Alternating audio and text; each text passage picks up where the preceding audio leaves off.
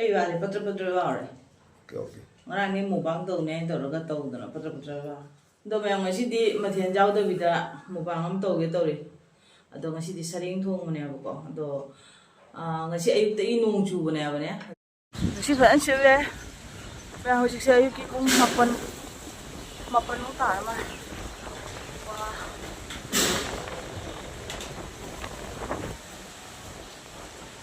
Ay gilay pa mi je phajare ha.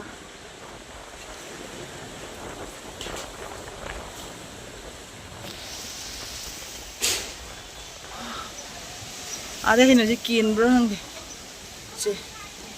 Sai no khan to pa. Hoji ka nong je sikki bado. Kyam jang na nong tar khran. Bana chu re do khak chu khai ya ba. Ma khoi se ma chapa me dana. Uba changam dra ba. Ha? Changa kira. Do ma khal we pro do. Do vai ro.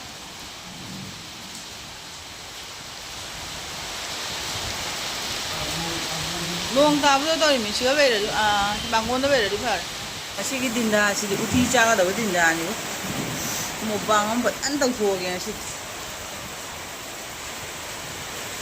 e ki su family phadi phajare ado kana tau ge ina uthi cha ge ke makhal tau ge ka khanjara mane ba nong chu ga kari ga ka sum tau dra de motor su tingo dra bani uthi su tau dra ado ngasi di Sareng thongba ina charage mathena mo jaw dang sidi te ai gi ba se ngarang digi mukbang do ga na mama da puwa ba ne ba ko ado ngarang ka ho dre no sa saman gi da ado ngasi di patr ba ha ado yu charage Machi da jaw to kai ke oh machi se ka sima te chik na ba thabi ma jaw re ade sina kana do thangjing met ba ma ve bu ma Jauh dari macam ka, nong yang cuman ni nenggan min kata. Atau yang ahan bagi saya konsep.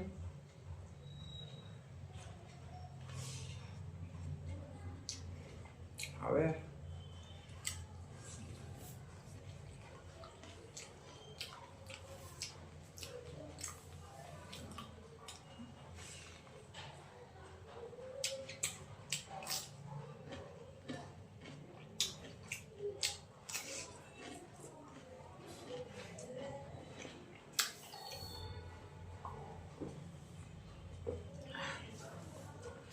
Tàu với đi mà thiên cho mẹ ăn tàu với mà hụt à mà các tàu nó sao nữa đi hào đi hào mà trên nhà nó sống không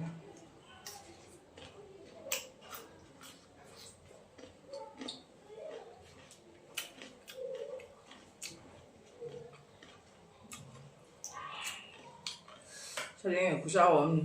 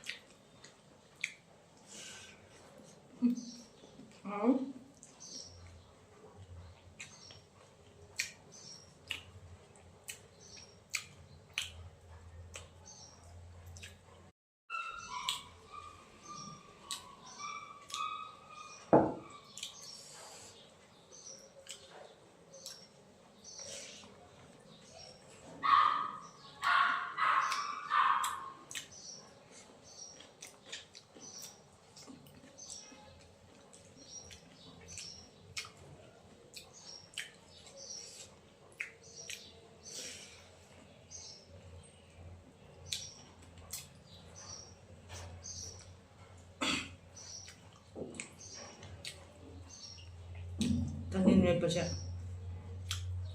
Rodri. Ano wo ya ba?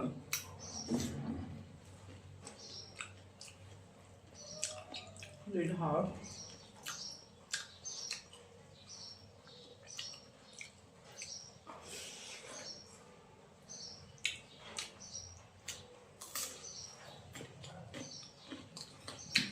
ꯑꯩ ꯅꯨꯡꯁꯥ ꯁꯥꯗ꯭ꯔꯕꯅꯤꯅ ꯉꯁꯤ ꯗꯤꯟꯁꯦ ꯏꯪꯉꯃꯤꯅ ꯆꯥꯕꯁꯦ ꯍꯥꯎꯔꯦ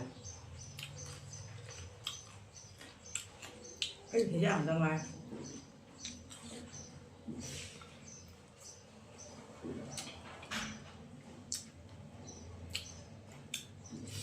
ꯍꯥꯎꯋꯦ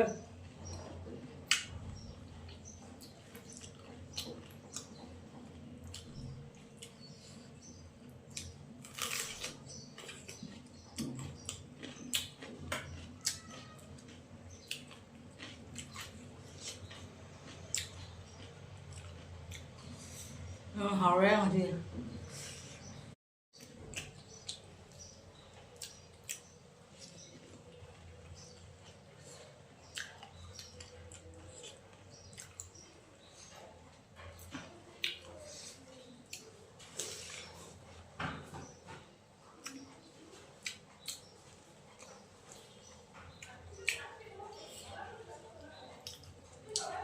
chắc là nó nô xỉn không hiểu không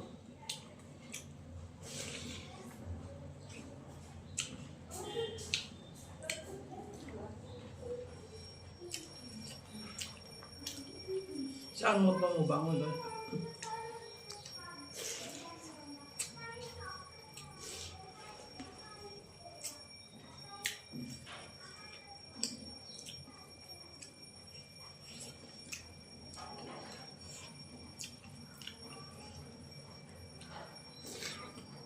chắc là thằng 필요해 너.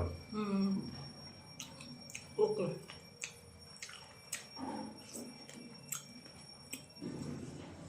mấy em chắc ô thì đấy một bằng anh nói rằng cha rồi cái lần bảo nó xin nên hào rồi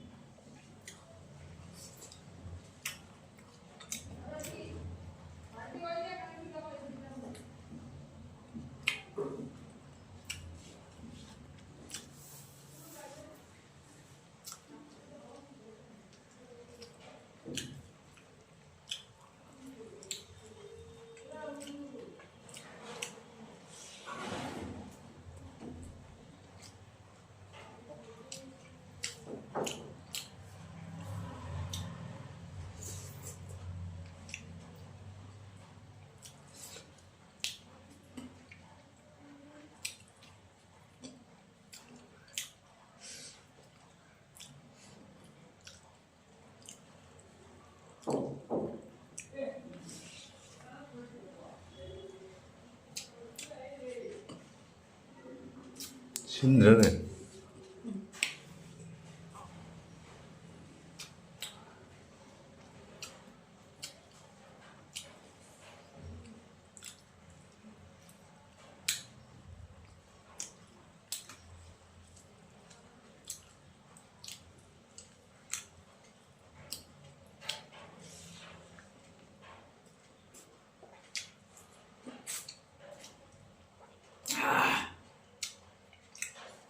để bù cho hậu ấy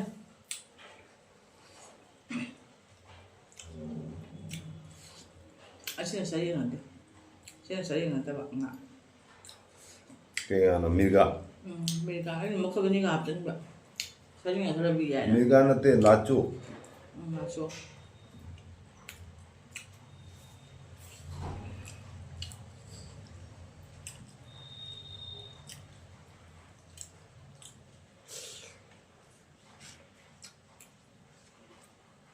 hào đấy gara chăng rồi mà thế nào tao rất sao mà làm mông cha đấy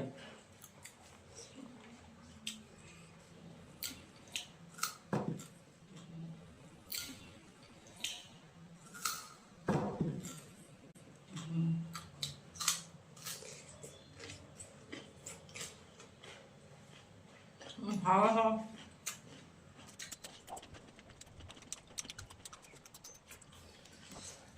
mày ngoài xin nó mới hào rồi bông mà xin nó quay dầm dâu tao mình nè thằng giang mà tao thủng nó chao chứ hãy xin này đi hào với tao mẹ ngày xin cái nông chú bấy mà ta chỉ là xả số xả tao mình nè ngày xin cái sấy thủng mà chỉ phải cho nó hào đấy ở trong nhà đó mẹ nó xin bây giờ nè ꯑꯩꯒꯤ ꯆꯦꯅꯦꯜꯁꯤꯕꯨ support ꯇꯧꯕꯤꯌꯨ like ꯇꯧꯕꯤꯌꯨ ꯁꯤꯌꯔ ꯇꯧꯕꯤꯌꯨ subscribe ꯇꯧꯕꯤꯌꯨꯀꯣ ꯅꯣꯡꯁꯤ ꯊꯝꯃꯒꯦ ꯑꯗꯣ ꯐꯖꯕ video ꯄꯨꯅꯕ ꯂꯥꯛꯀꯅꯤ ꯃꯌꯥꯝ ꯍꯟꯗꯛꯁꯦ ꯅꯣꯡ ꯆꯨꯕꯅꯤꯅ ꯚꯤꯗꯤꯑꯣꯁꯦ ꯑꯇꯩ ꯀꯥꯞꯄ ꯉꯝꯗꯅ ꯂꯩꯔꯤ ꯃꯌꯥꯝꯀꯣ ꯑꯗꯣ ꯆꯥꯕꯤ ꯊꯛꯄꯤꯁꯤ ꯑꯗꯨꯝ ꯇꯧꯔꯤ ꯃꯇꯥꯡꯗ ꯑꯗꯣ ꯃꯌꯥꯝ ꯌꯦꯡꯕꯤꯌꯨ ꯃꯁꯤ ꯑꯣꯏꯅ ꯊꯝꯃꯒꯦ ꯃꯌꯥꯝ